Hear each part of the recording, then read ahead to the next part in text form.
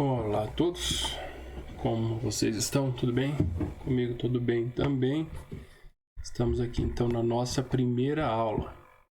E antes de fato entrar na introdução ao sistema ou a sistemas distribuídos, isso é uma coisa particular, digamos, minha, mas que eu também particularmente gostava de ver ou gosto de ver quando eu estou na posição de estudante, seja um estudo formal, algum curso que eu esteja fazendo, ou algo que eu vou buscar para aprender, que é uma motivação ou uma justificativa para aquilo que eu estou aprendendo, né? Eu sei que na escola ou na faculdade a gente poderia simplesmente justificar, não, tem que estudar isso, né? É a regra, tá ali, é lei, então vamos estudar sem questionar muito. Poderia, mas não vou fazer isso. Eu gosto sempre de realmente fazer essa justificativa e junto com a justificativa, como eu coloquei aqui no slide, motivar, né? Não só justificar a importância, mas também tentar mostrar essa importância com algum interesse, né? Para motivá-los ao longo do semestre com a disciplina. De fato, a gente conversou rapidamente na primeira aula. Não é uma disciplina fácil, uma área simples. Ela é bastante densa de conteúdo, de teoria. Isso pode parecer às vezes meio enfadonho e às vezes também não vou dizer que não. Mas no contexto geral é uma área extremamente inteligente também, extremamente interessante. A gente pode dizer que em termos históricos é uma área relativamente nova, né? Mas nada é mais tão novo na computação.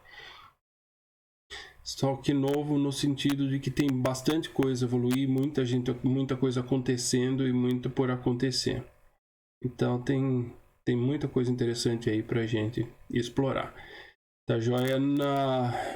Os meus vídeos basicamente serão assim. Pensei se deixo câmera, se não deixo câmera, qual é a vantagem de vocês me verem? Não tem muita, né? Dá para colar um papelzinho enquanto estiver assistindo, quem não quiser ver minha cara.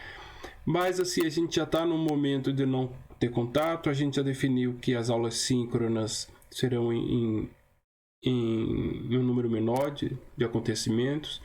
Então eu acho que com a câmera ali, sendo uma visão boa ou não, a gente deixa um pouco mais pessoal, né? Diante do momento que tem tanta impessoalidade, tanta frieza, tanta distância. Gostaria de estar vendo vocês também no momento, mas não dá. Então, pelo menos a gente se dá um oi. E vocês me reconhecem para poder me cumprimentar na rua algum dia que a gente se encontrar. Tá, joia? Então, vou manter assim. E já de início, agora apareceu no YouTube, né? Deixem seu like, seu comentário. Mas assim, o comentário é interessante, sim. Eu acho que eu não vou ganhar nada do YouTube. Mas esse comentário que também não precisa ser no YouTube, quem quiser me mandar por WhatsApp, por e-mail, em relação à aula, né? Eu vou estar sempre pedindo esse retorno de vocês, porque quando a gente está na aula presencial, a gente olha na cara de vocês, a gente já sabe, não foi legal a aula, ou foi legal, essa dá para repetir, e assim a gente não tem. E ainda mais que a gente sabe que nunca vai ser tão legal quanto a aula presencial, né? Nunca vai ter aquela dinâmica. Então esse retorno é interessante, desde a parte técnica, por a sua qualidade do vídeo, slide, voz, iluminação, barulhos. Os barulhos vão tornar a coisa mais pessoal, né? Tem uma cachorra minha que adora latir, tem uma obra aqui do lado, tem uma vizinha que está de férias e resolveu dar uma geral na casa. Então isso vai trazer mais pessoalidade, mas vai atrapalhar a nossa aula às vezes. Um pouco. Então já peço desculpa antecipada, não vou pedir desculpa toda vez que for interrompido, senão vai tomar boa parte da aula. Ok? Então, além dessa parte técnica de som, iluminação, imagem, eu gostaria de verdade de retornos para sua aula. É isso mesmo, tá no ritmo bom, pouco conteúdo, muito fácil, muito difícil, para a gente ir ajustando, como a gente já começou na primeira aula, né? E tentar fazer a disciplina da melhor forma possível, beleza? Feita essa breve introdução, que não vai ser feita nos demais vídeos, né? Vamos seguir. Só mais uma coisa, hoje, isso aqui que a gente vai ver agora, a ideia inicial era de ter visto na primeira aula, né? Mas como eu precisei ceder aquele espaço pro Wagner, eu deixei para hoje. Então hoje vão ser 2 vídeos. Esse aqui, né, com essa motivação, e aí um segundo vídeo que a gente de fato aí entra no conteúdo da disciplina. Tô com o livro aqui do lado. Então quando a gente for começar eu apresento o livro para vocês. Tá joia? Agora vamos motivação para distribuição. Distribuição de treinamento genérico. Então vamos começar a computação da forma mais básica possível, né? Como ter uma área de armazenamento confiável e adequado à demanda. Um único disco, né? Seria um sistema o mais simples possível, né? O mais precário possível, uma estrutura de um sistema em um único disco. Qual o problema disso, né? Vai funcionar? Consegue fazer o sistema funcionar? Ali a gente tem um Seagate barracuda de 1 tera, é isso, né? Não funciona? Funciona. Só que a gente tem 2 problemas assim que são evidentes e críticos. Apesar da ordem aí, eu até citaria assim, em termos de criticidade, o segundo, né? Tudo funciona ou tudo falha. Então, tá ali, tá funcionando, só depende dele, de mais ninguém, não tem dependência de outras coisas para fazer funcionar, não, tá tudo ali ótimo enquanto tá funcionando. Quando não tá funcionando, deu problema, principalmente, né, se for no HD, se foi o sistema. Então, por isso que tudo funciona ou tudo falha, né? Quando a gente sabe que hoje em dia a gente tem sistemas que é onde a gente quer chegar, onde são muito mais robustos a esse tipo de situação. Mas nessa situação aqui, ou tudo funciona ou tudo falha. Além do armazenamento total, ou área total de armazenamento ser fixa, né? Claro, quando você estima qualquer coisa que você vai fazer e que deve funcionar a longo prazo, você faz uma estimativa de crescimento, né? Mas a gente sabe que a estimativa está aí para falhar.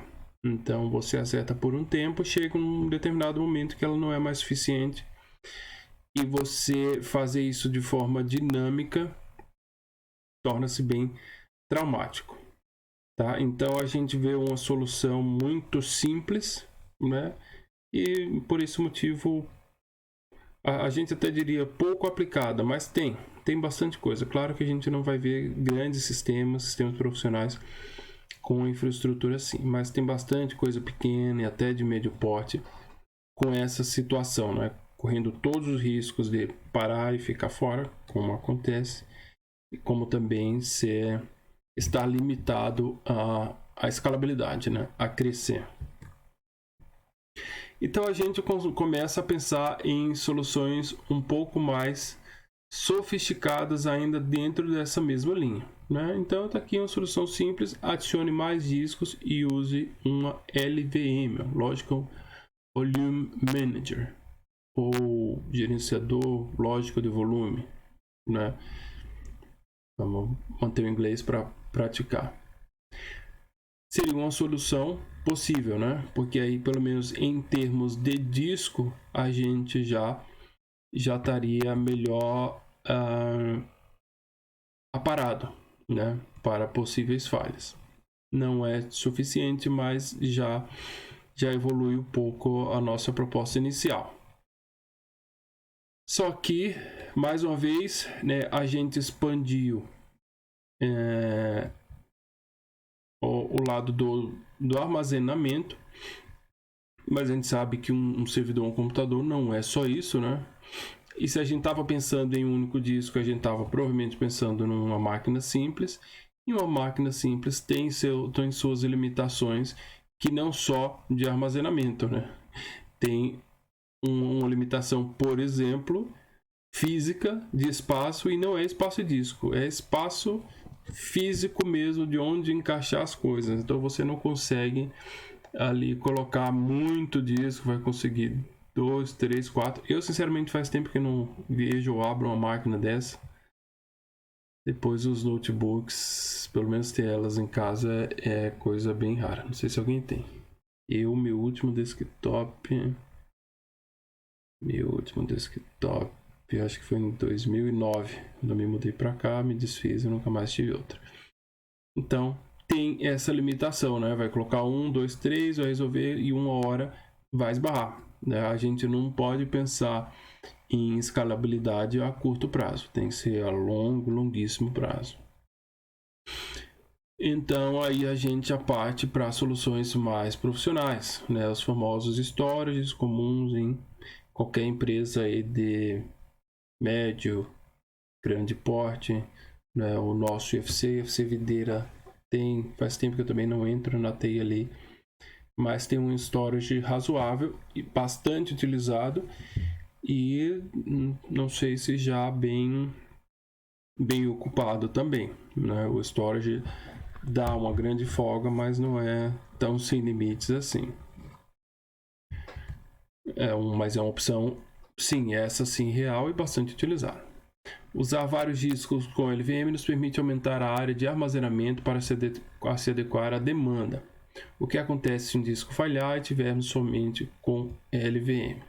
Todos os dados são perdidos, né? A primeira coisa, aqui estraguei já a piadinha, alguma ideia melhor. Já vira, mas não tem problema. Então, isso aqui, uma solução como essa, ela resolve em termos de espaço, né?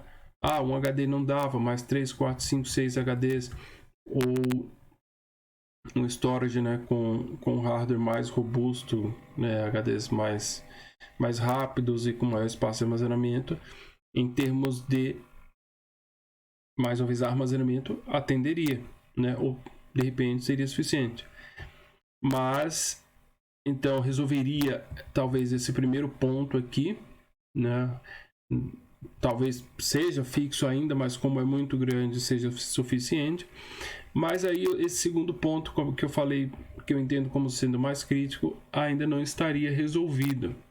Porque, né, tenho 10 HDs, sei lá quantos, todos têm alguma coisa importante. Se um deles falha, né, eu estou perdendo dados, estou perdendo parte do meu sistema e o sistema vai falhar da mesma forma. Então não adiantou eu expandir ou dar uma infraestrutura melhor para o meu sistema se ele está tão suscetível a falha assim. E qual a solução muito comum no mercado já há uns bons anos, né? É o tal do RAID. É uma piadinha bem sem graça, mas tá aí pelo menos para dar um colorido no slide, né? E não tem nada a ver com esse anti-formiga, mosca, insetos, logo que acabei pegando em inglês, né? Mas o RAID significa Redundant Array of Independent Disks. Estou treinando inglês, tá? Então aceito sugestões também. Seria um array redundante de discos independentes. Então não sei se alguém conhece, a gente vai dar uma passada por cima. Isso aqui não é necessariamente da nossa disciplina, mas é necessário a gente entender esse tipo de solução para chegar onde a gente quer. Mas já adianto que o RAID no mercado, né, no mundo real, ele é sim bastante utilizado. Eu trabalhei alguns anos como analista, servidor público no Detran, e a gente tinha uma solução de RAID que nos ajudava. E eu acredito, né, mesmo estando fora do mercado já há uns bons anos, eu acredito que ainda seja uma solução bastante aplicada, porque não é uma solução cara e resolve bastante. Mas vamos entender o que seria o RAID, né? Como o próprio título do slide já denuncia, a gente vai ver que existem vários níveis de RAID, né? Mas a proposta final dele em sua última solução de evolução, digamos assim, é ajudar tanto na questão do desempenho desse rápido de ter armazenamento e também da falha, né, através da redundância. Então a gente tem aqui algumas características: o RAID 0, que seria o mais simples. Blocos são distribuídos por todos os discos, oferece melhor desempenho de leitura. Se um disco falhar, tudo estará comprometido, porque nessa solução ainda não existe o espelhamento. Então essa solução de RAID 0, ela prioriza mais o desempenho.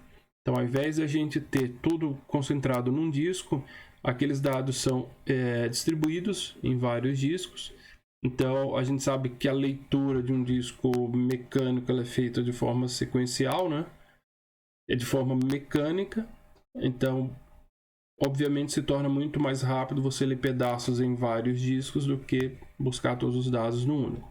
Então, o RAID 0 já consegue trazer essa melhora em termos de desempenho.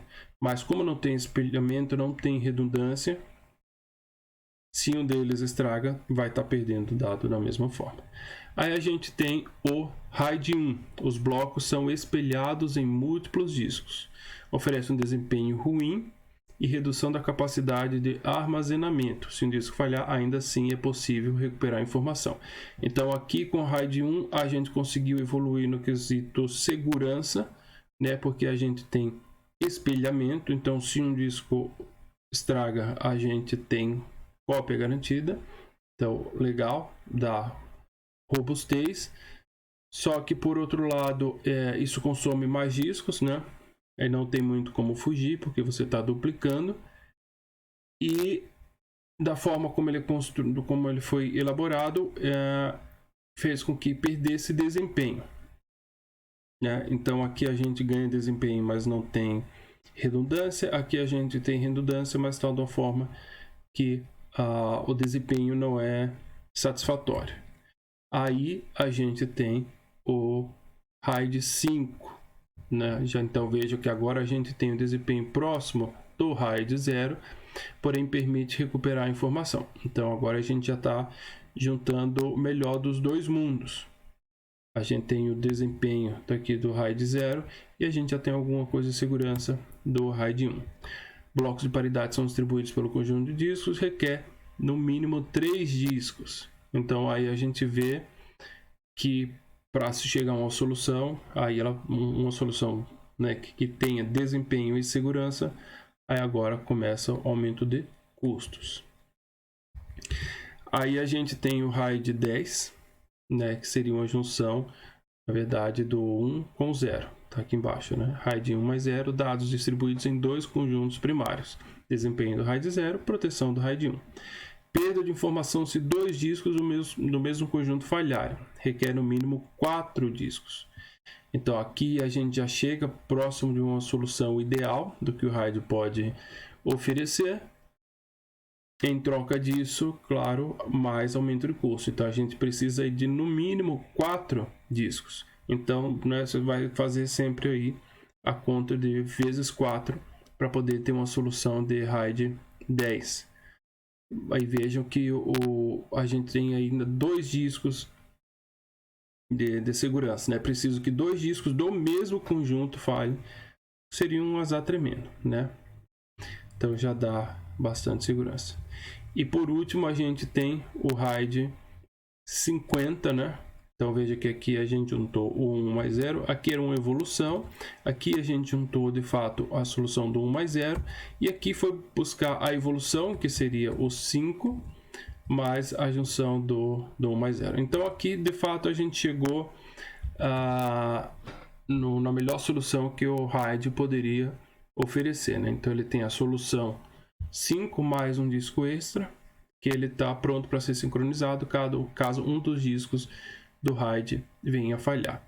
Então a gente tem essa solução que já era muito boa, só que a gente nessa solução acrescenta-se mais um disco que está lá, digamos, em standby, pronto para assumir caso um dos discos aqui venha a falhar, né? Funciona com 4,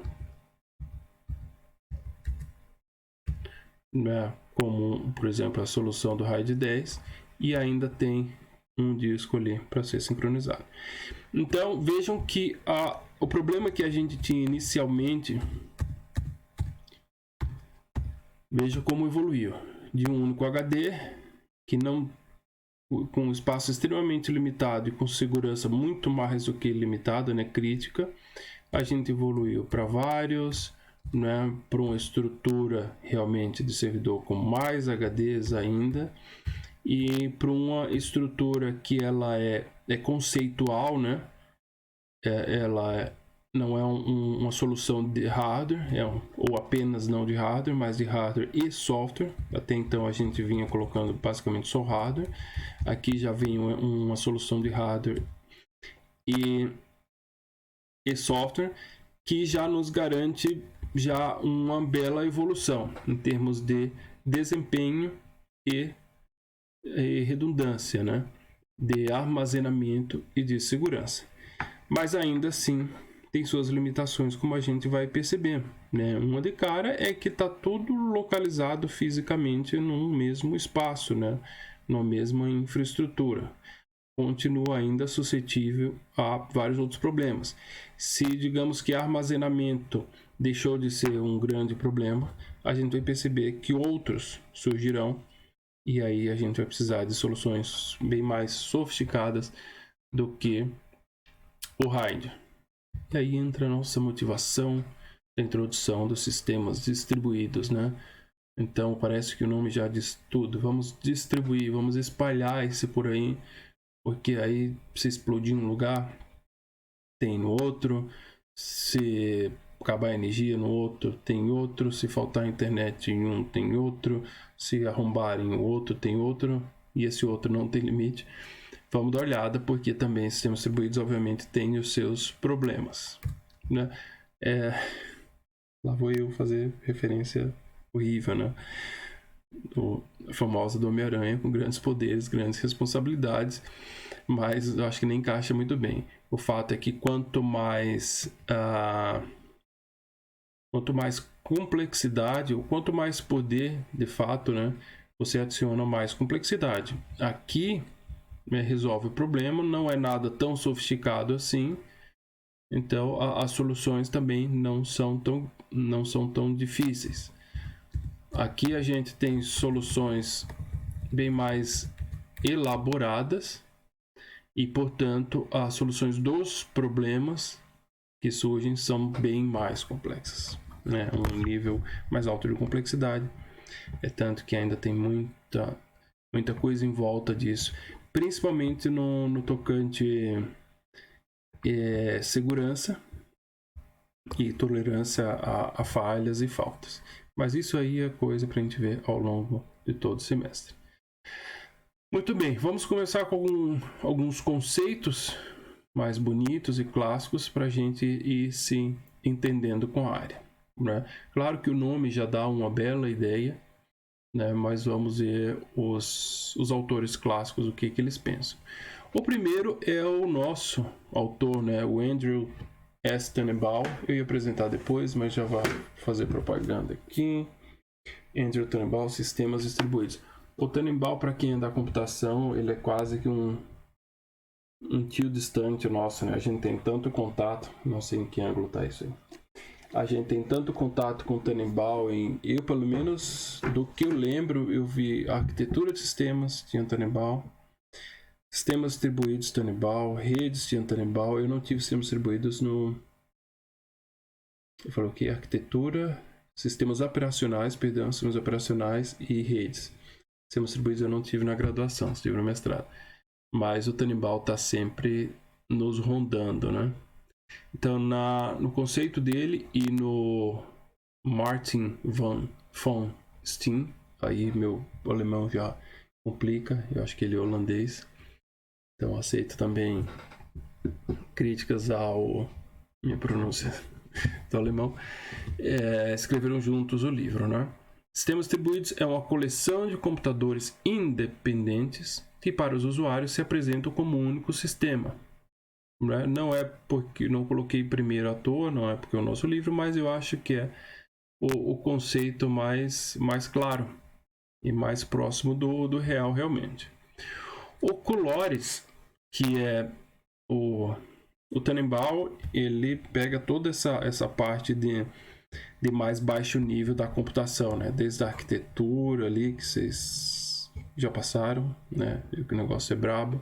E sistemas operacionais e redes e sistemas distribuídos. Então, toda essa parte da base aí de infraestrutura, o Tannenbaum ataca. Já o Colores, a especialidade dele é realmente sistemas distribuídos. No mestrado, o livro que a gente usava era do Colores, que é fantástico, mas um tanto mais pesado do que o do Tannenbaum. E eu acho que o do Tannenbaum é mais didático. Então, na definição do Colores, sistemas distribuídos é um sistema cujos componentes estão espalhados em computadores distintos que usam a rede para se comunicar e coordenar suas ações. Né? Então, o início é muito parecido, computadores independentes, computadores distintos, se comunicando. O Tannenbaum passa mais a visão do usuário, que chega para o usuário, né, como uma única coisa. Tem uma tonelada de computador se comunicando para resolver um problema e dá para a gente de forma mais transparente. Né? Ele fala muito da transparência para o usuário. Já o Colores, ele parece que vai mais a fundo ali na infraestrutura da coisa. Componentes espalhados em computadores distintos que usam a rede para se comunicar e coordenar suas ações. Né? Então vejo que a visão dos dois, um é do lado do servidor, digamos, do sistema, e outro do lado mais do usuário. E o Leslie Lamport, que tem bastante contribuição na área também, é um dos pais aí da área, tem uma definição diferente. Né? Você sabe que tem um sistema distribuído quando a falha de um computador, que sequer sabia de sua existência, torna seu próprio computador inútil. Né? Então, ele quer dizer que você está na dependência de sistemas, né, e de componentes, de elementos que você nem faz ideia da existência. E aí um determinado elemento desse, de hardware, de software, de comunicação, falha lá na Conchinchina do Norte, lá na Sibéria do Sul, e o que você está acessando de repente para de funcionar, e você nem faz ideia. Então isso aí dá a dimensão que pode chegar a um sistema distribuído, né? Uma máquina no fundo do mar, no deserto do Atacama, e você não faz a menor ideia, você não precisa ter ideia e você não quer realmente ter ideia de onde isso está. Isso é legal. Então vamos ver alguns exemplos de sistemas distribuídos, né? O mais simples, na verdade eu diria mais comum, porque de simples não tem muita coisa, mas para nós se apresenta de forma muito simples, são aplicações web, né? Sistemas web. Então a gente trouxe aí o Face, poderia trazer vários outros exemplos, né? Mas o Face é interessante porque nos parece um sistema bobo que virou um território de briga já há algum tempo. Eu tô lá, mas só porque eu uso para fazer cadastro, essas coisas. Mas eu acho que o Face já se perdeu um bom tempo. Então pode ser que para um leigo, né, ou para quem está começando, imagine, nossa, o Face tem um servidor Big Power lá do Zuckerberg, né, lá nos Estados Unidos, na Califórnia, armazenando tudo aquilo. De fato, deve ter uma infraestrutura absurda lá, né, porque a quantidade de dados que tem nesse sistema é algo que a gente não imagina. No entanto, nenhum sistema no porte do Face, nem precisa chegar ao porte do Facebook, mas sistemas bem menores não estão num único servidor, né? Dificilmente estão até no mesmo espaço físico, na mesma cidade, no mesmo estado, no mesmo país, né? Grandes sistemas estão espalhados, aí eu falo dos grandes mesmo, né? E principalmente de empresas internacionais ou multinacionais, ou grandes empresas virtuais, como é o Face e tantas outras que vocês conhecem. Então isso aí está distribuído por todo mundo, né? São sistemas que são acessados por todo mundo, em grande volume, e que precisa dar rápidas respostas, e tão importante quanto dar rápida resposta, que seja infalível, indestrutível, e que em nenhum momento o usuário perceba que aquilo parou de funcionar ou ficou lento, né? Quando o nosso Gmail para, que é a coisa mais rara do mundo, o WhatsApp cai, ou Face, ou Insta, isso chega a virar notícia. Veja o tamanho da encrenca, né? Chega a sair notícia em portais de notícia dizendo a instabilidade do WhatsApp, a instabilidade do Google por 1 hora causou prejuízo. Então não é preciosismo, não é esbanjar, não é tenho grana, vou montar uma infraestrutura. Não, é que o mundo ele se tornou dependente disso e soluções têm que vir a todo momento e evoluir para que se dê a garantia desses serviços.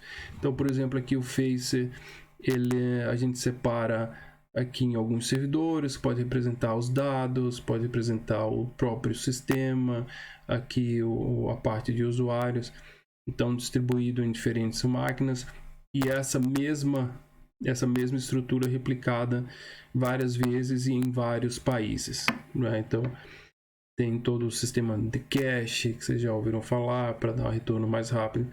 Então a coisa é de fato distribuída, né? Então aqui, como eu já falei, né, a gente vai trazer muito conceito na disciplina como base, principalmente de redes, alguma coisa de sistemas operacionais, mas muita coisa de redes, tá? Então não vou ficar entrando em detalhes nessa parte de redes, que eu sei que você já conhece. Se esqueceu, se não tinha entendido na época, ou se, né, acabou ficando de fora, aí vocês me dão um grito e a gente reforça. Mas não é o caso. Então vocês sabem, desde que vocês viram rede, como é que funciona a partir do momento que você digita uma URL para acessar um site, né? O que um navegador faz? Resolve IP através de um serviço de nome, né? Que é o DNS. Ó, a cachorra tá gritando aqui, parece que estão matando. Meu Deus, isso deve ser o lixeiro. Ai, não é fácil. Então a primeira coisa é resolver o nome para o IP, né? Você digita facebook.com, mas os servidores se comunicam através de endereços IP, né? Não de nome. Então a primeira coisa é fazer essa conversão através do serviço de nome, que é um assunto que a gente vai ver também mais para frente. Ou mais famoso DNS. A partir do momento que você tem esse IP, aí sim é feita uma conexão, né?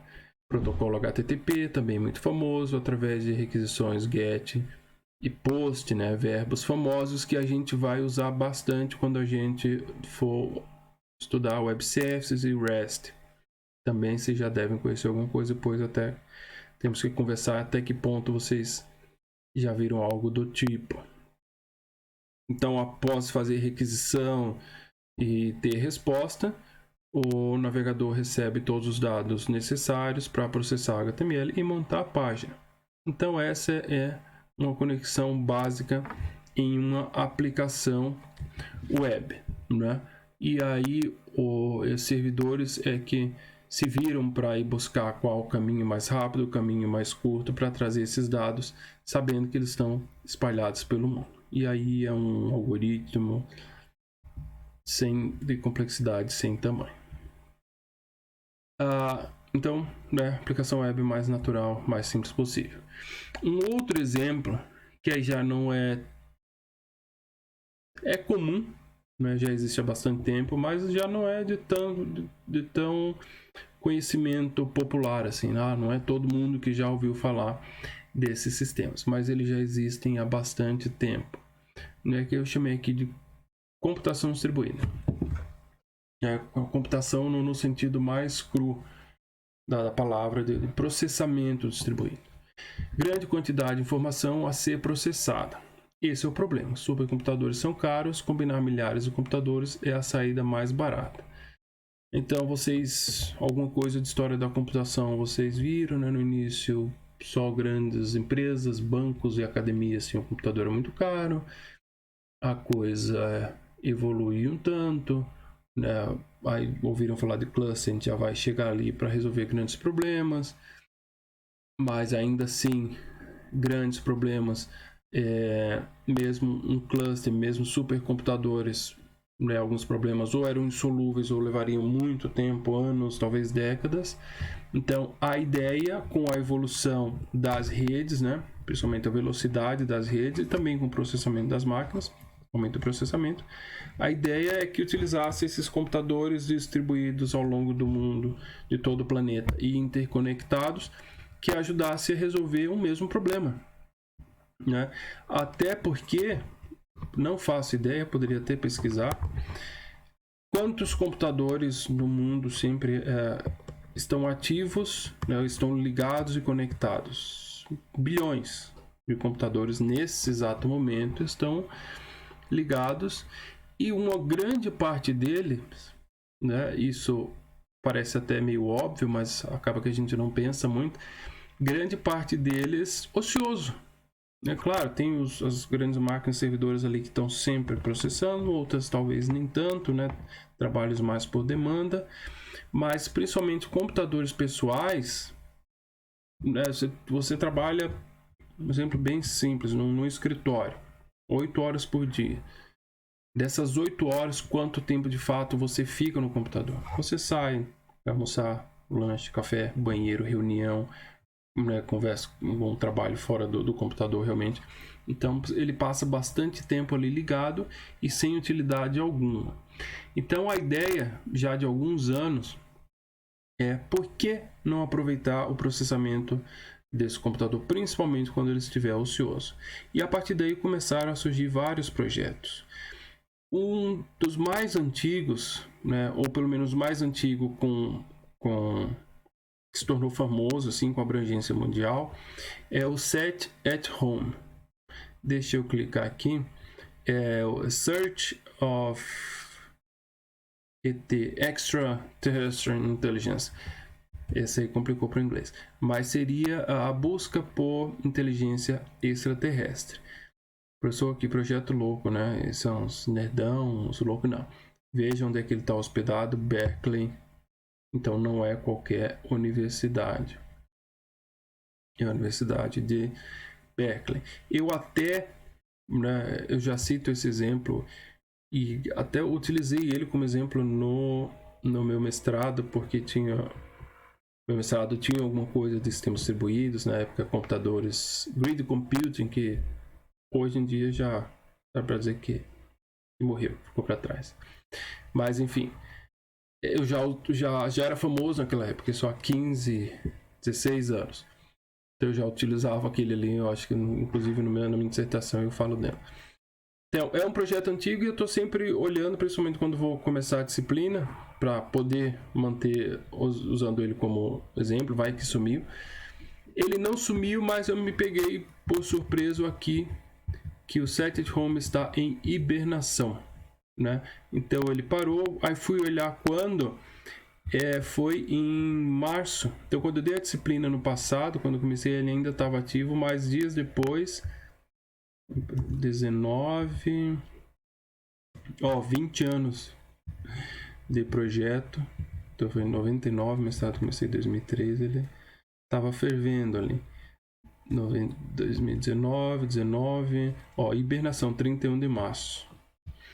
Então a disciplina, a gente já estava em pandemia, já tinha passado essa parte, mas logo depois entrou em hibernação.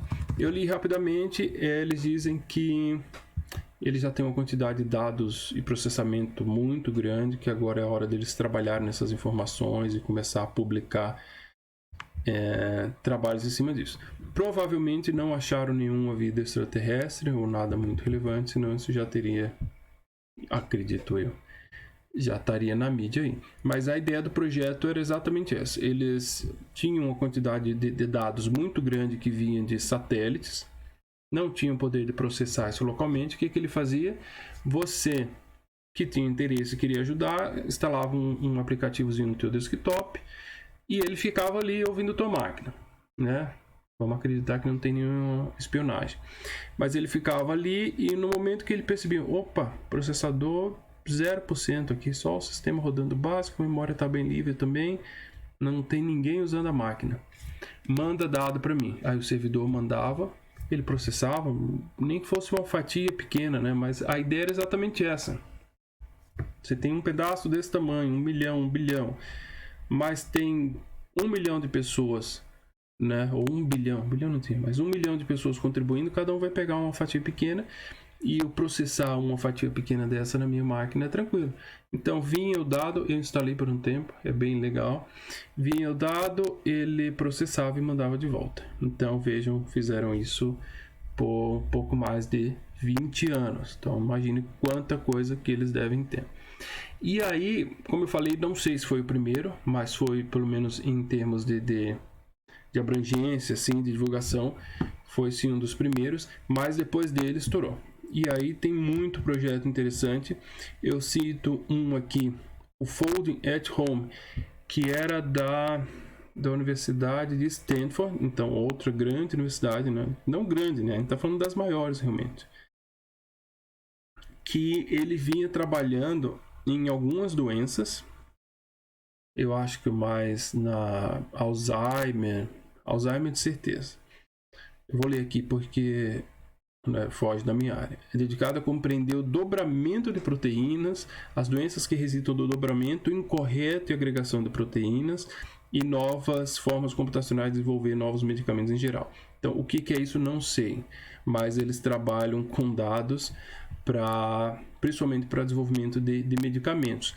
E aí quando eu cliquei, aí ele redirecionou agora para um site próprio. Isso foi esse ano também, Folding at Home. E esse folding é dobramento. E aí, para minha surpresa, eles ampliaram a quantidade de doenças que eles estão estudando, febre dengue, doença de Chagas, Zika vírus, hepatite C, ebola e o Covid também. Essas aí, doenças infecciosas e doenças neurológicas, o Alzheimer, que Huntington, não sei, e Parkinson, né? Então, duas aqui extremamente conhecidas e graves, né? Então, vejam que eles trabalham com temas extremamente relevantes, inclusive já o Covid, ajudando aí na busca de medicamentos. E a ideia é exatamente a mesma. Eu não vi Start Folding. Esse eu não cheguei a instalar.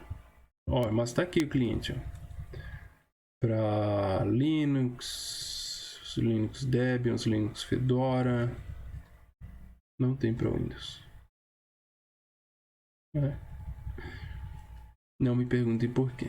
Mas eu tô com Linux. Mas enfim, e vejam os parceiros, né? Só empresa, só as top mesmo, né? Então a ideia é mesmo, você instala o aplicativo no seu computador e na ociosidade ele contribui com o projeto. Isso é computação distribuída, é você pegar um problema, uma quantidade de dados que você não daria conta de resolver ou levaria uma eternidade para processar tudo aquilo e você distribui. Você usa poder de processamento espalhado pelo mundo.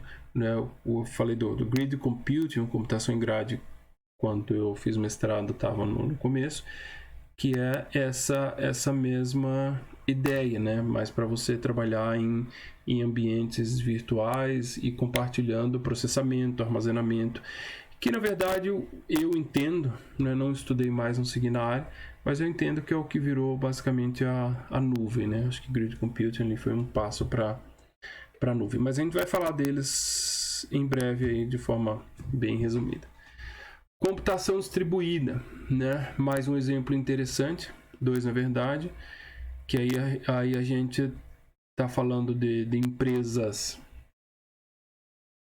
gigantescas, né? Empresas extremamente conhecidas, que precisam, né, daquele momento de resolver os seus problemas, né? É diferente de uma pesquisa vai levar anos, décadas, mas aqui esses dois exemplos que vocês já conseguem ver rapidamente aí, NASA e agora qual é a empresa? O Monstros S.A. é da... Qual a produtora? Monstros S.A.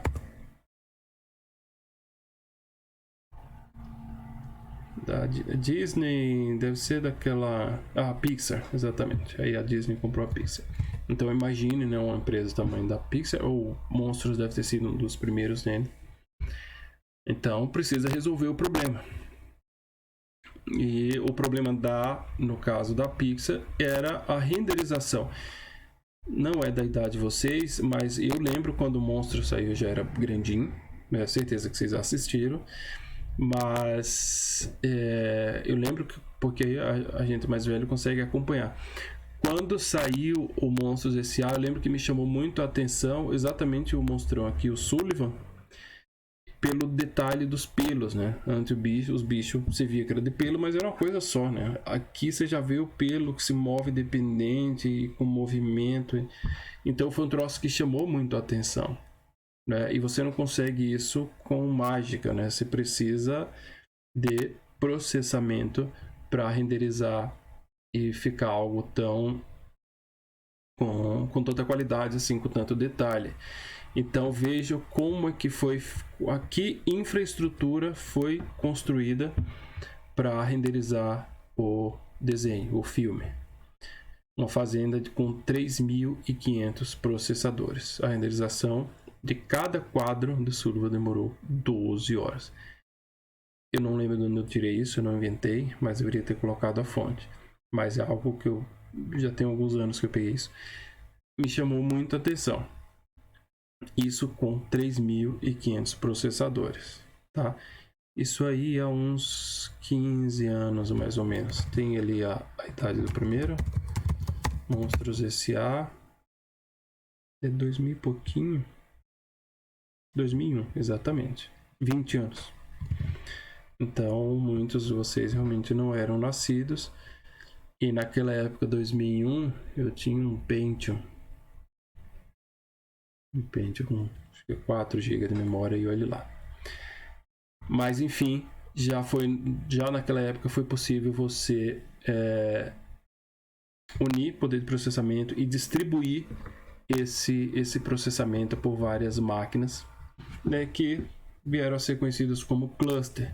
Então a gente vê alguém muito mais pioneiro nisso, que foi a NASA. Em 94, acho que 94, primeira vez que eu acessei a internet, acho que foi 95, e os caras já estavam fazendo cluster, tal do Beowulf, utilizando 1024 computadores. Computadores simples, já utilizando Linux, interconectado através de uma rede de computadores local.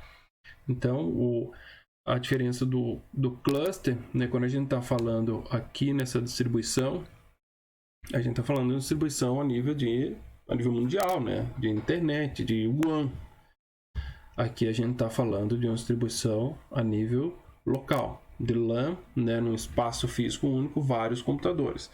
Mas aí com bastante redundância, né? Então você tem 1024 computadores, queima um, e de certeza vários pararam ali, e pouco provável que os 1024 tenham funcionado.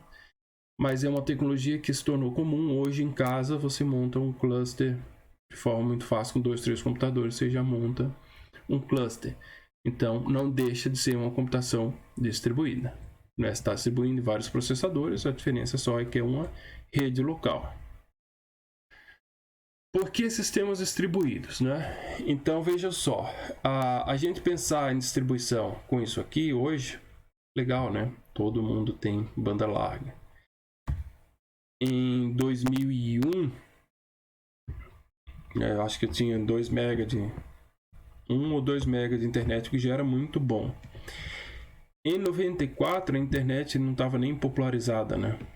No Brasil. Eu lembro do Brasil chegar nas casas em 95, né? Em ambientes de academia, empresas, talvez antes. E mesmo assim, extremamente lenta, né? Minha primeira conexão em casa foi em 95. Eu tinha uma conexão de 14.400 kbps. kbps, você divide por 8, não chega nem a 2 KB por segundo. Então, como é que você vai distribuir? Tem processamento, mas como é que vai distribuir dados a 2 kbps? Inviável. Mas, né, além da evolução do processamento, ótimo, também evoluiu a comunicação, né, as conexões de rede, e isso permitiu que a gente não se preocupasse tanto em trafegar esses dados para ser processado em outros pontos. Então, aqui uma evolução rápida. Até 2010, a gente já tinha 100 GB em LAN, 2010, e o ano em 2005 a gente já tinha 24 megabits por segundo. Hoje eu nem sei quanto aqui tem em casa, é 20 ou é 100 mega, não sei, é Unifique, deve ter o que a maioria hoje tem em casa. Então naturalmente, com essa possibilidade ou na verdade, deixou de ser um empecilho, né, a transmissão de dados, até porque dados, né, de forma mais bruta, ele ocupa menos espaço. Então, naturalmente, pensou-se em utilizar o processamento de máquinas distribuídas na internet, né, e não só localmente, porque a questão da comunicação deixou de ser um empecilho. Aqui a gente tem uma evolução rápida dos computadores, né, 2045. 1945, praticamente o início da computação moderna.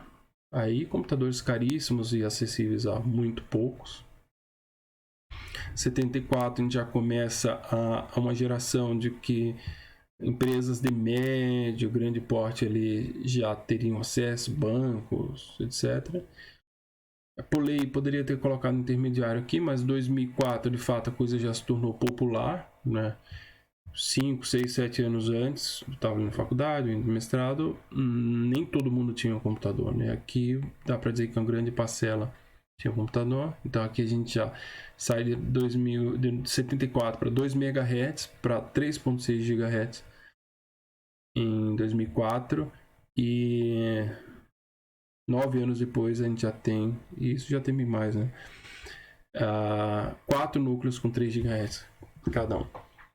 Até hardware é uma coisa que eu não acompanho mais, não sei o que é o top da balada hoje para computação pessoal, mas parece que a preocupação mais da evolução do hardware hoje é a nível de dispositivo móvel e provavelmente servidor, né? Desktop, computador, há anos está em 3, e 5, e 7, uma geração e mais outra geração, sei lá em quanta geração já vai isso. Mas continua evoluindo, tem aquela teoria que eu não vou lembrar do fulano, que fala do crescimento exponencial, que ela continua sendo válida, né? Comunicação de múltiplos computadores, né? Aí agora a gente vai falar dessa evolução da comunicação para até chegar ao ponto que a gente trabalha hoje em sistemas distribuídos. Numa comunicação bem simples, né, através só de uma rede de dados, a gente não tem um compartilhamento de memória, né? Os computadores são totalmente independentes, a comunicação é só o dado só circula através da rede de um computador para outro. O tráfego é bem menor se comparado com o acesso à memória.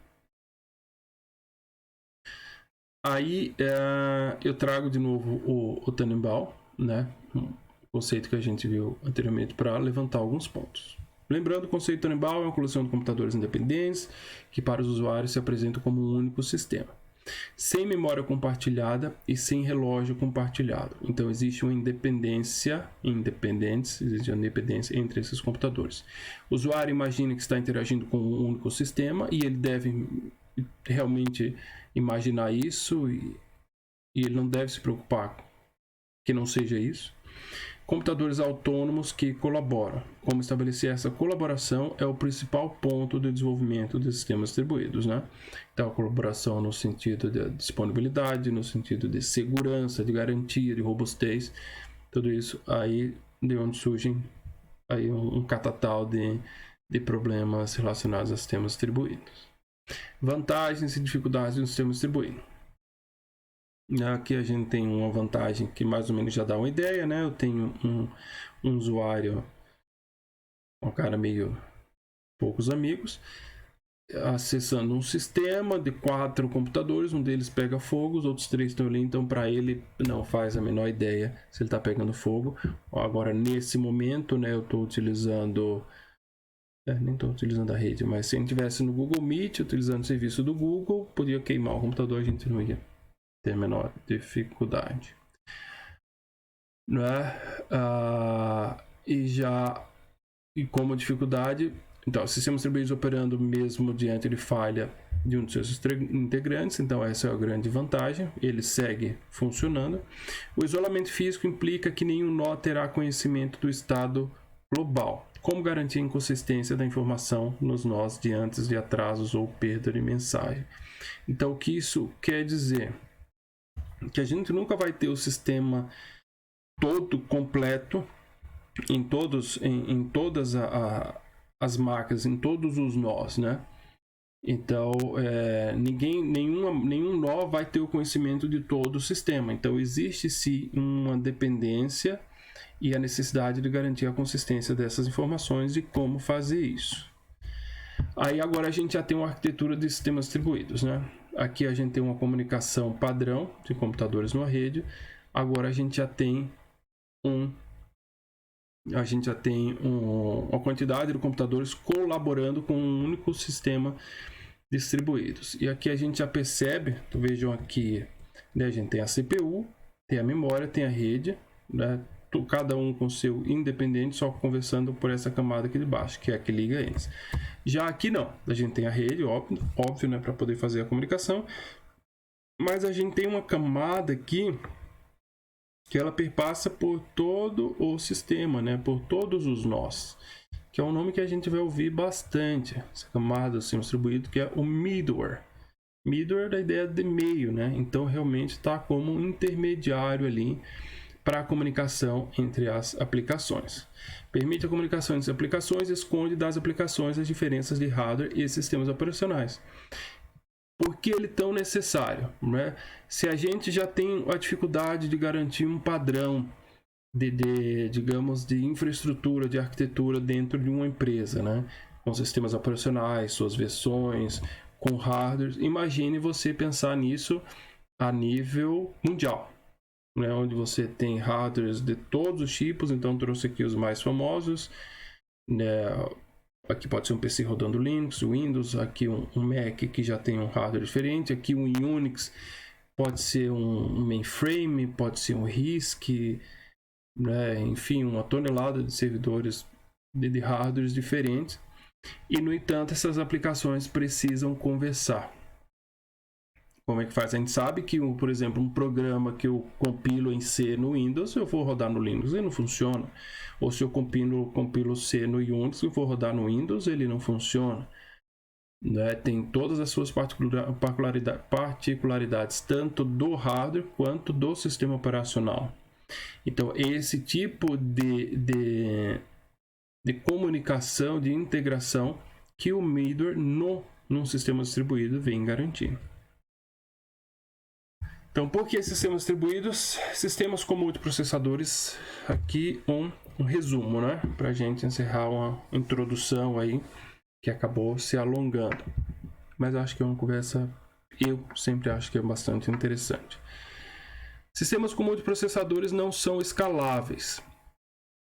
Né? Então, você cria um sistema ali, seja de 1024, de 3500 computadores, ou de 100, de 10, não interessa, mas para você aumentar, a partir do momento que você monta a estrutura ali, ótimo, mas para você ampliar aquilo é complexo e principalmente é custoso, né? Então, esses sistemas multiprocessados não são escaláveis de forma tão natural, assim, tão simples.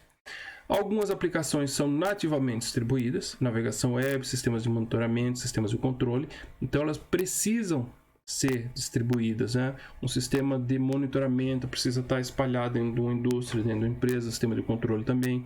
A navegação web, né, que são sistemas utilizados em todo o mundo, é importante que sejam distribuídas, né? Imagine se a gente tem um acesso a um site que está na Rússia e só está lá, então imagine a lentidão que isso poderia trazer.